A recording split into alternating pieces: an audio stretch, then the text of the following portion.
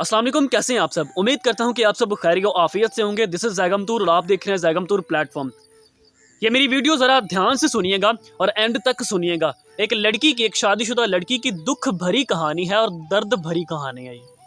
एक लड़की ने कुछ दिन पहले मेरे साथ रब्ता किया। उसने कहा सर मैं आपके साथ कुछ शेयर करना चाहती हूँ, अपने दिल का बोझ हल्का करना चाहती हूँ। पहले तो वो खूब रोई, तकरीबन 10-15-20 मिनट वो खूब रोती रही मेरे सामने। फिर उसने कहा सर मैं शेयर करती हूँ, आपको बताती हूँ। कहती कि मेरी एज तकरीबन 17-18 साल थी, मेरी शादी हो गई कज़न से। और वो कज़न थोड़ा साइको टाइप था, मुझे मारता था, जलील करता था, मेरी इज्जत नहीं करता था, ताकि प्राइवेट चीज़ें यानी कि हम बिस्तरी करके वो अपनी मम्मा को भी बता रहा होता था। और मेरी जो प्राइवेट चीज़ें हैं जो एक लड़की को ज़रूरत होती हैं वो भी अपनी मम्मा से पूछ कर मुझे ला के देता था और बताता था।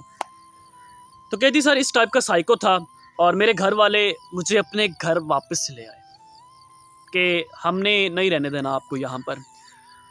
डाइवोर्स ले ली मेरी, उसमें से एक बेटी है, उसके साथ एक तकरीबन 2 साल का ताल्लुक़ रहा। उसके बाद घर वालों ने 1.5 साल बाद एक 35-40 साल के मर्द के साथ मेरा निकाह कर दिया, मेरा माइंड वॉश करके कि मर्द का भी बुरा नहीं होता, फ़लाँ है, ये है, वो है। तो शादी कर दी। शादी करने के बाद जनाब उसके साथ हम बिस्तरी मैं नहीं कर पाई, उससे हम बिस्तरी नहीं हो पाई मेरे साथ। तो मुझे वैसे भी इरिटेशन होती थी क्योंकि मेरे दिल में कोई और था, ठीक है। तो वहाँ से भी अब मैं अपने घर वापस आ गई, माँ बाप के घर रहती हूँ अपनी बेटी के साथ। अब कहानी यहाँ से शुरू होती है। कहती शादी के 4 साल बाद 4 साल बाद मुझे एक लड़के से मोहब्बत हुई। पहले दोस्ती हुई, फिर दोस्ती मोहब्बत में कन्वर्ट हो गई और वो तकरीबन 6 माह मेरे साथ पारसा आदमी रहा, पारसा आदमी, बिल्कुल नेक आदमी, नेक बंदा। और मेरे साथ बड़ा पारसा वो रहा, मुझे समझाता था, अच्छी अच्छी बातें करता था, मुझे रोने नहीं देता था। मैं ऑलरेडी टूटी हुई थी शादी की वजह से, मेरा डाइवोर्स था।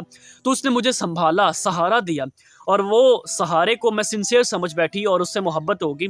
और इस हद तक मोहब्बत हो गई कि तकरीबन 1 साल उसके साथ ताल्लुक़ रहा। वो बहुत अच्छा था 6-7 माह, लेकिन फिर उसने अपनी असल औकात दिखानी शुरू कर दी। उसने तकरीबन 1 साल बाद मुझे बुलाया, उसने कहा आप मुझसे मिलने के लिए आओ लाहौर। और मैं अपने माँ बाप को ये कहकर गई कि मैं पेपर देने जा रही हूँ और लाहौर उससे मिलने गई। उसने कमरा शमरा पहले बुक करवाया हुआ था, मेडिसिन भी खाई हुई थी, सारा कुछ उसने पहले किया हुआ था। खैर मैं अभी कमरे में दाखिल हुई ही थी और मुझ पर वो झपट पड़ा। अभी उसने मुझे अबाया भी अपना नहीं उतारने दिया था। इस हद तक दरिंदगी उसकी उसमें दरिंदगी थी कि उसने मुझे अबाया तक नहीं उतारने दिया और सारी रात उसने मुझे सोने नहीं दिया। इस तरह मैंने कई रातें उसके साथ गुजारी और तकरीबन 4-5 रातें उसके साथ गुजारने के बाद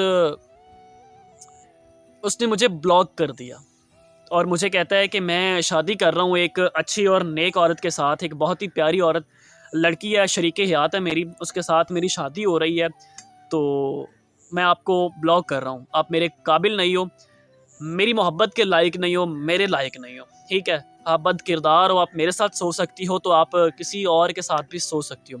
मेरे साथ आपने टाइम गुजारा है, इतनी रातें गुजारी है, तो अब मैं आपको अपना तो नहीं ना सकता, अपना नाम तो नहीं ना आपको दे सकता, निकाह तो नहीं ना कर सकता आपको। वेल डन, क्या बात है, क्या बात है।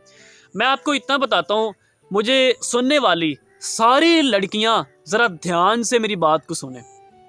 ओ कमलियो एक गल दसो मैनू, कोई मर्द जो तुहाडी जिंदगी च आंदा है तो वो तुहानू कहे कि हम आपके साथ जिनसी ताल्लुकात कायम करना चाहते हैं, आपको यूज़ करना चाहते हैं, तो क्या आप उस मर्द को हाथ लगाने देंगी? डेफिनेटली हाथ लगाने नहीं देंगी। आप उसका हाथ काट देंगी, मुंह तोड़ देंगी उसका। ऐसा कोई नहीं कहता। पहले वो आपको अपनी भरोसे के जाल में फंसाता है, अपनी मोहब्बत, अपनी झूठी मोहब्बत के जाल में फंसाता है, फिर आपको आहिस्ता आहिस्ता हवस का निशाना बनाता है और फिर आप लोग बन जाती हैं। आप लोगों को कोई 2 मीठे बोल बोल दे ना, आप लोगों को कोई इज्जत कर दे और थोड़ा सा सहारा दे दे, झूठा सहारा ही दे दे, और आप लोग समझ लेती हैं कि यार इस जैसा बंदा मैंने आज तक देखा ही नहीं, इतनी मोहब्बत, इतनी मोहब्बत, उफ। लेकिन जब वो मोहब्बत हवस में कन्वर्ट होती है ना, जब वो आपको बद किरदार कहकर छोड़ रहा होता है ना, जब वो आपको ये कहकर छोड़ रहा होता है ना कि आप कैरेक्टरलेस हैं, आप अगर मेरे साथ सो सकती हैं तो किसी और के साथ भी सो सकती हैं, मैं आपके साथ शादी नहीं करने वाला, तब आप लोगों के दिल पर क्या बीतती है ये सिर्फ आप जानती हैं या फिर आपका खुदा जानता है। आपके दिल में कौन सा तूफान उमड़ रहा होता है। दिल नहीं करता कुछ खाने को, कुछ पीने को, बस आप चाहती हैं कि तन्हा रहूं और रोती ही रहूं। अपनी खूबसूरत जिंदगी तबाह कर लेती हैं एक बद किरदार और घटिया शख्स के पीछे। आप लोगों को इतनी समझ नहीं आती, इतनी आप भोली और मासूम बन जाती हैं। खुदारा सोचें और अपनी इज्जत करें यार, अपनी इज्जत करें।